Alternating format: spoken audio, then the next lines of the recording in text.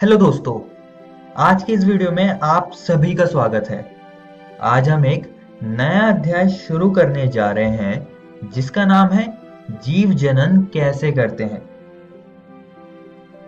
इस वीडियो में हम इस अध्याय का परिचय और अलैंगिक जनन के बारे में बात करेंगे। तो चलिए शुरू करते हैं। सबसे पहले हम जान लेते हैं कि जनन आखिरकार होता क्या है। जनन एक जैविक प्रक्रिया है जिसके द्वारा नए व्यक्तिगत जीव, जिन्हें संतान कहा जाता है, ये उनके जनकों द्वारा उत्पन्न होते हैं। अब जनन दो प्रकार का होता है। पहला है अलैंगिक जनन और दूसरा है लैंगिक जनन। अब दोस्तों, जनन बाकी सारे जैव प्रक्रमों जैसा ही है जो कि कोई जीव करता है, लेकिन क्या ये बहुत ही जरूरी जैव प्रक्रम है जो कि किसी जीव को जीवित रहने में मदद करता है? और क्या ये बेहद जरूरी प्रक्रिया है? तो कुछ जैव प्रक्रम है जैसे कि श्वसन, उत्सर्जन, ये जो है ये किसी जीव को जीवित रखने में मदद करते हैं। पर इसका मतलब यह नहीं है कि जनन की प्रक्रिया जरूरी नहीं है। जनन हमें या किसी प्रजाति को अस्तित्व में रहने में मदद करता है। जीवों को अस्तित्व में रहने के लिए ये जिम्मेदार है। बिना जनन की प्रक्रिया से कोई भी प्रजाति लंबे समय के लिए अस्तित्व में रहेगी ही नहीं।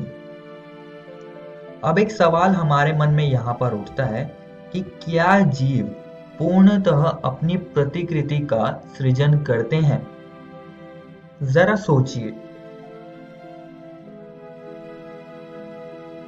तो इस प्रश्न का जवाब है नहीं, क्योंकि जनन की प्रक्रिया से जो भी संतति पैदा होती है वो अपने जनक यानी कि माता पिता के समान तो दिखती है, लेकिन वो एकदम प्रतिलिपि नहीं होते अपने माता पिता के, लेकिन वो समान जरूर दिखते हैं।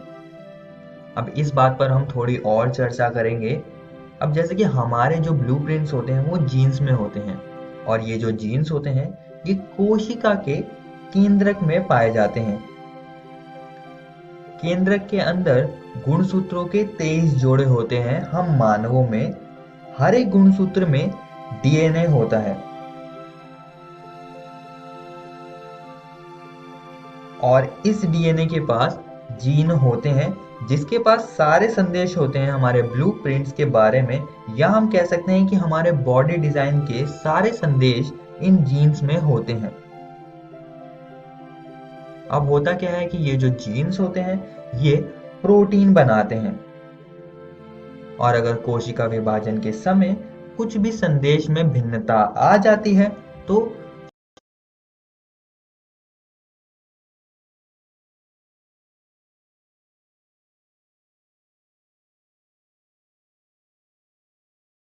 शारीरिक अभिकल्प में भी विविधता आ जाएगी। तो यहाँ पर ये जो संदेश होते हैं जनन के लिए जरूरी होते हैं, और अगर ये बदल दिए जाए तो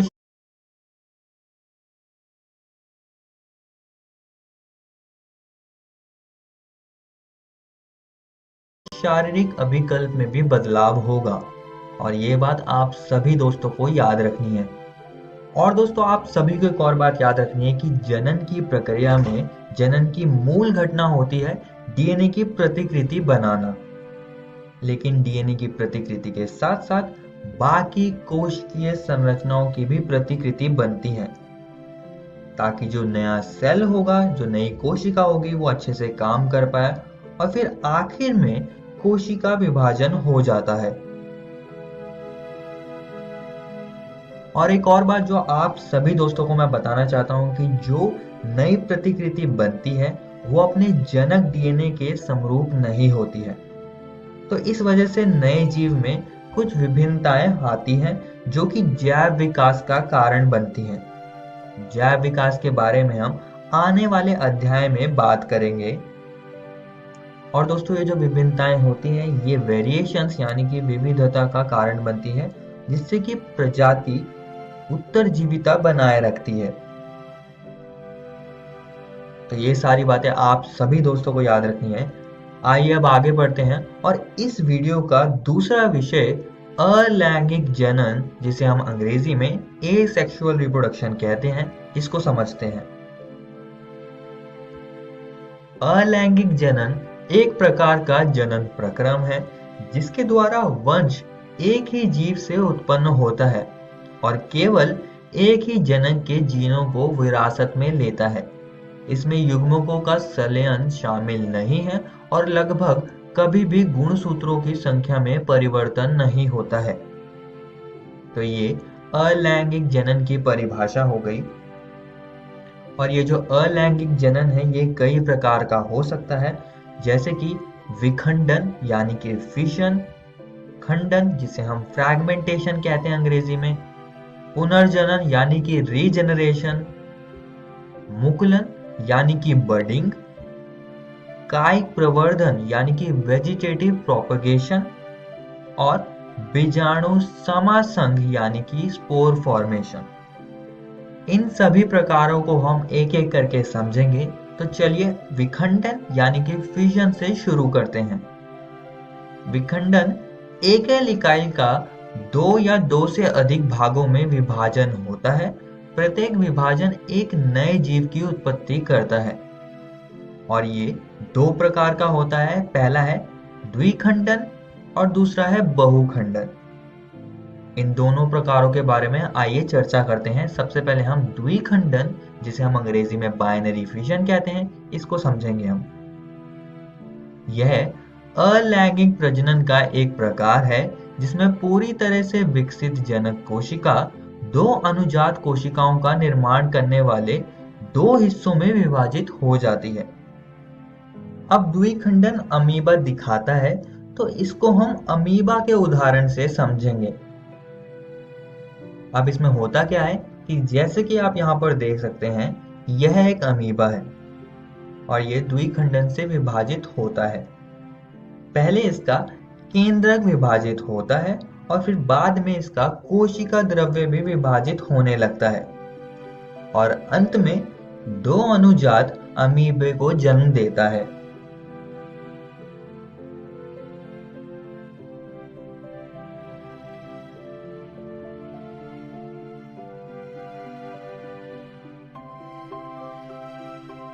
आइए दोस्तों अब आगे बढ़ते हैं और बहुखंडन यानी कि मल्टीपल फिजन को समझ लेते हैं।